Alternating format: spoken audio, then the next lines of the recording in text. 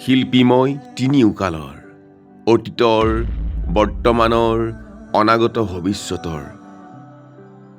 আদিতেই যাত্ৰা কৰি অনাদিলে যাওঁ, ধ্বংসৰ মাজেদি ৰূপান্তৰেদি ৰূপ পাই নৱতম সৃষ্টিৰ শলিতা জ্বলাওঁ।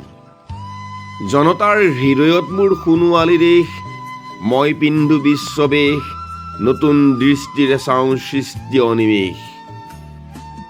নানা ভাষা, নানা আশা, নানা জাতি বৰ্ণ যিনি, মই শুনো ঋণী ঋণী, বিশ্ব জনতাৰ এক অপূৰ্ব সংগীত।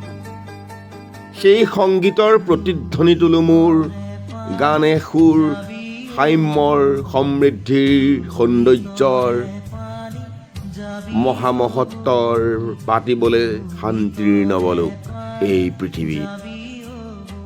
মোৰ কল্পনা মেধা বুদ্ধি মনীষাৰে মোকে কৰি সংস্কৃতিৰ অপূৰ্ব আধাৰ, মোকে শলিতা কৰি জ্বলাওঁ বিশ্ব চাকি, বিশ্ব জনতা পূজাৰ।